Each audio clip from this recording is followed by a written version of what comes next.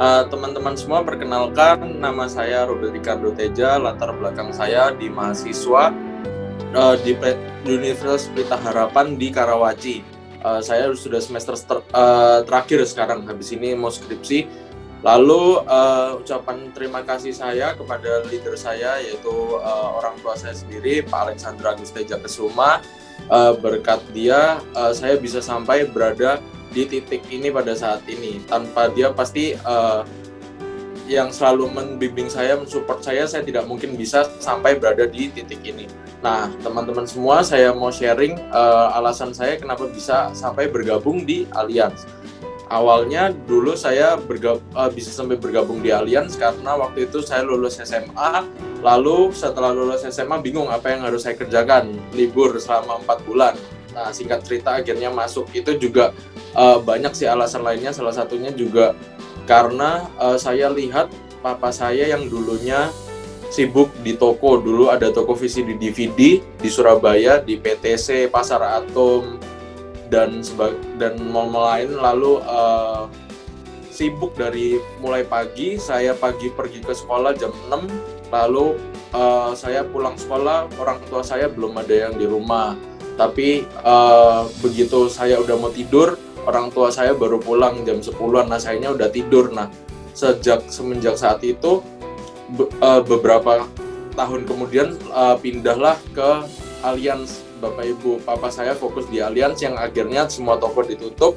Nah, setelah fokus di Allianz, saya lihat kok waktunya semakin banyak buat keluarga. Nah, dari situ juga saya merupakan salah satu alasan saya kenapa akhirnya bisa bergabung di sini, karena selain duit, otomatis kita semua kan nggak bisa menafik ya Bapak Ibu, duit pasti butuh, tapi juga kita memerlukan waktu buat keluarga kita. Nah, lalu sekarang kenapa alasan saya menjadi Emerald? Saya mau menjadi Emerald karena ya sudah sangat jelas diterangkan di Univision ini bahwa kita mempunyai step-step ya Bapak Ibu semua, mulai dari core leader, mulai dari core person, core leader, dan lalu eksekutif core leader dan sebagainya. Kenapa Emerald merupakan salah satu step kita? Karena dengan jadi Emerald otomatis kita memiliki kelebaran. Kelebarannya ini bukan kelebaran yang baru-baru, tapi kelebaran yang sudah menjadi BP. Otomatis kalau ini akarnya sudah lebih kuat ya Bapak Ibu. Nah, dengan Emerald, lalu ada Diamond, Executive Diamond, dan Double Diamond, ini juga menjadi step kita supaya kita bisa mencapai MDIT dengan lebih cepat ya Bapak Ibu. Selain lebih cepat juga saat kita sudah menjadi MDIT, dengan kita memiliki akar yang sudah kuat-kuat ini, maka otomatis kita dapat bertahan di sana Bapak Ibu semua. Lalu Bapak Ibu, saya punya satu pesan buat Bapak Ibu semua.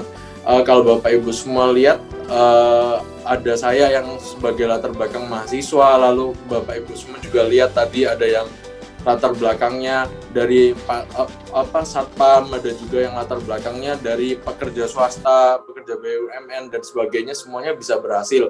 Otomatis sudah terbukti ya Bapak Ibu, kalau misalnya kita semua di sini bisa berhasil, mau dari latar belakang apapun. Kita juga nggak boleh banyak kayak excuse, gimana ya Bu? Kalau biasa orang tuh kebanyakan excuse-nya ngomong passion.